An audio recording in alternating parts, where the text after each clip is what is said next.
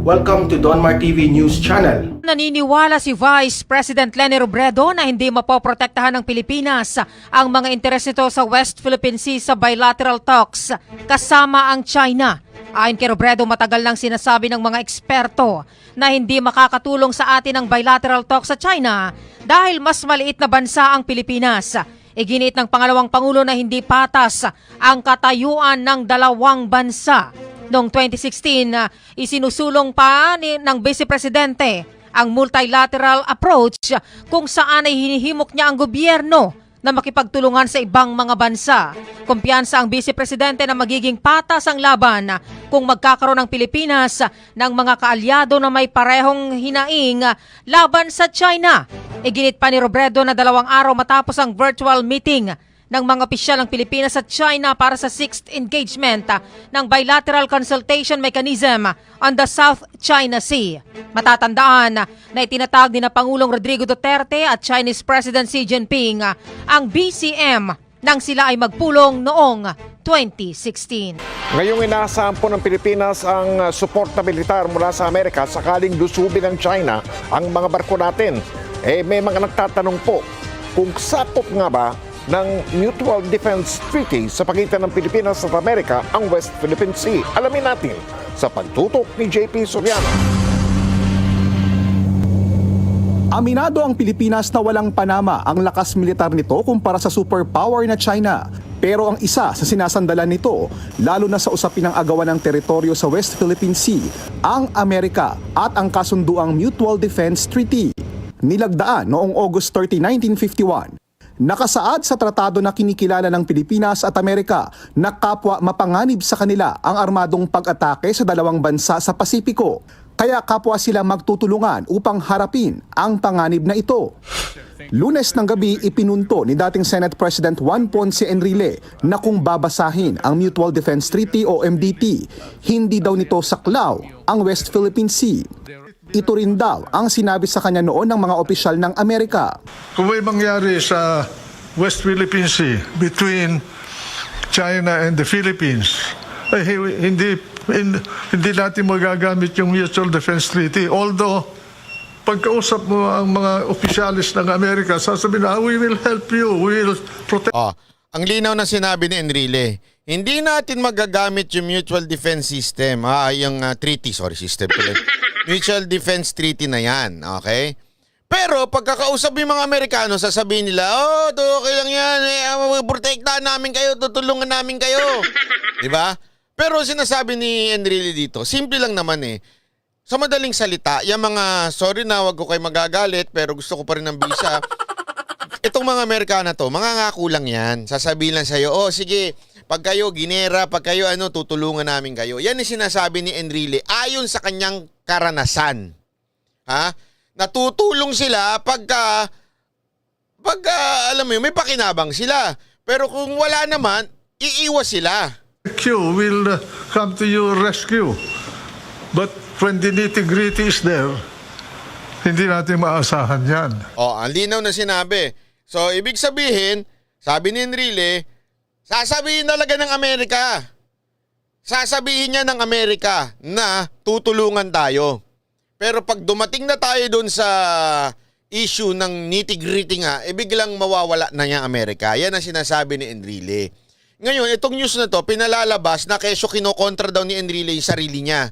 Na sinasabi niya na doon sa treaty dati, sinasabi daw ni Enrile na dati sinabi niya yung treaty na yan ay pwedeng gamitin. 'Di ba?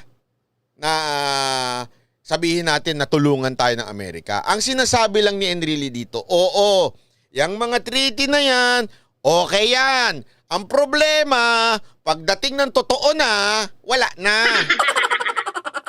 Sa Article 5 ng MDT, nakasaad na saklaw nito ang armed attack sa metropolitan territory ng Pilipinas at Amerika o sa kanilang mga isla sa Pacific Ocean o mga armed forces, public vessels at aircraft sa Pasipiko.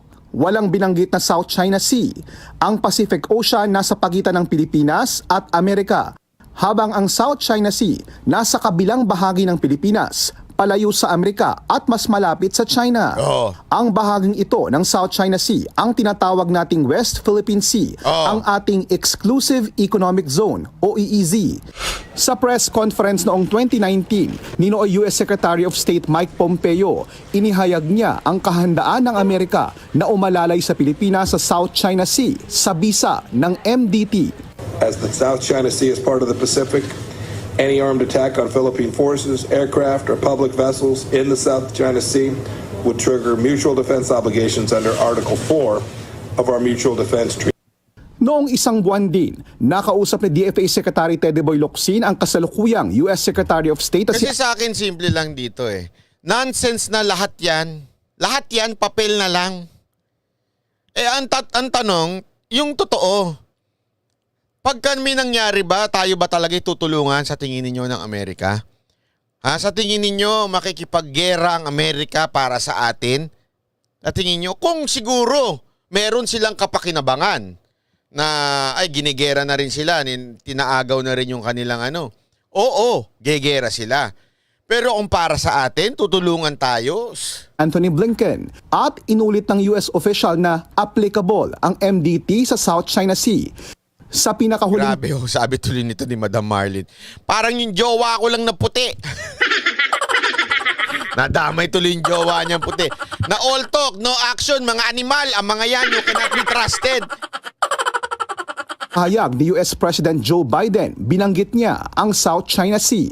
We are so adamant that these areas of the world that are the arteries of trade and shipping. Ayan daw, pinagmamalaki nila, binanggit pa ni Joe Biden.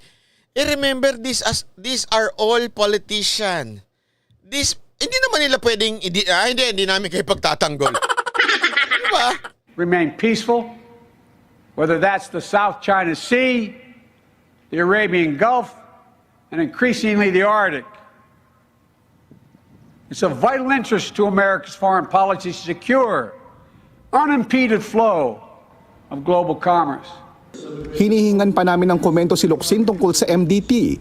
Pero nitong Marso nang humarap siya sa Commission on Appointments, inulit niya ang mga pangako ni na Pompeo at Blinken sakaling salakayin ng China ang barko ng Pilipinas. We do have a mutual defense treaty which says very clearly, and it's been explained by Secretary Pompeo and Secretary of State Blinken after him, that any attack on a Philippine vessel, however small, as long as it is a government vessel, like a Coast Guard, is an attack on the United States and triggers the Mutual Defense Treaty. And believe me, that response is, shall I say, global.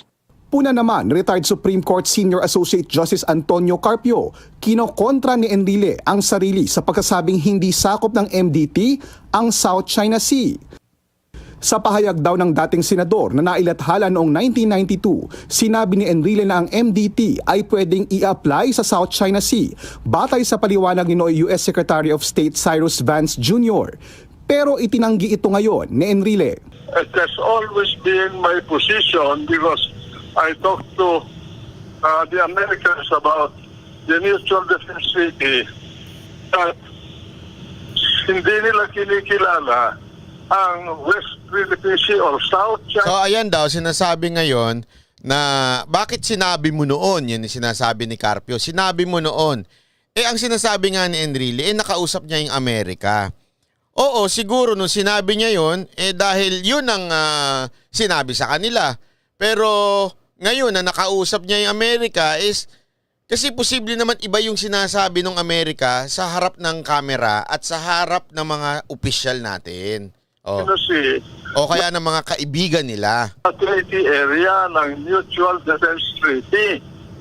I could not make a mistake.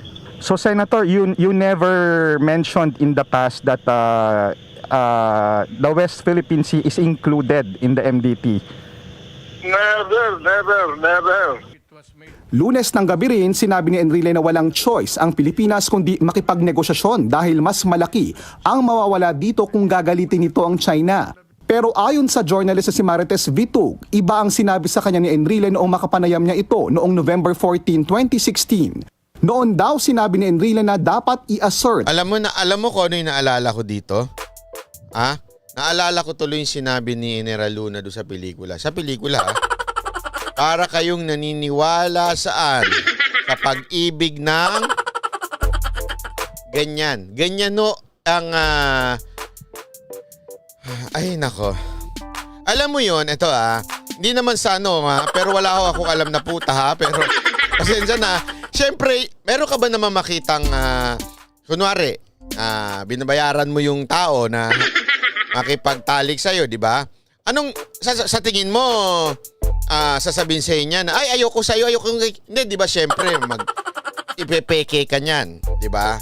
Bakit ko na ipasok yun? Yun yung sinasabi ni General Luna, na naalala nyo sa Amerika din yun. Doon yun yung sinabi niya sa Amerika noon, para kayong naniniwala sa pag-ibig ng uta. Ibig sabihin nun, ang ibang bansa, ang talagang interest lang naman nila, yung sarili lang nila. Okay? Pero sasabihin nila ang lahat ng mga matatamis na salita para lang tayo malinlang at para tayo sabihan ng ganito, para i-protectionan natin o kampihan natin din sila. Yun lang yun. O ipaglaban ng Pilipinas ang karapatan sa West Philippine Sea. Ang Ngayon, bahagi ng panayam kay Ngayon, sinisira nila ngayon si Enrile na kesyo pa iba-iba daw ang sinasabi. Ang sinasabi lang ni Enrile, malamang noon kaya niya sinabi yan, dahil parte pa siya ng gobyerno at yan ang sinabi sa kanya. Okay? Ngayon, alam niya na talaga yung mga Amerikano, alam niya kung paano diskarte, kaya niya sinasabing, ay nako, Mr. President, yan ang sabi niya kay Pangulong Duterte, it's better to have diplomatic talk o being friendship with China, di ba? Enrile inilathala sa libro ni Vitug na Rock Solid tungkol sa kung paano naipanalo ng Pilipinas ang arbitral case laban sa China. Tinanong namin si sabi nito ni Tito Waldo, parang panliligaw lang yan, kukunin ko lahat ng bituin pati ang buwan para sa'yo, Gili. Oo nga. Diba? Yung talagang hindi, wala naman walang pinagkaiba yan sa panliligaw. Walang pinagkaiba yan sa mga kaibigan ninyong kaharap ninyo, napakabait, 'di ba? Pero pag nakatalikod kayo, sinisiraan na kayo. Nakita niyo yung basta 'yun. Diga ko na malaglag na naman, Di ba? Yun ang yun ang point ko dito. Halimbawa, ikaw naliligaw. Alam naman sabihin mo sa nililigawan mo, alam mo, pag naging tayo, yari ka sa akin gabi-gabi.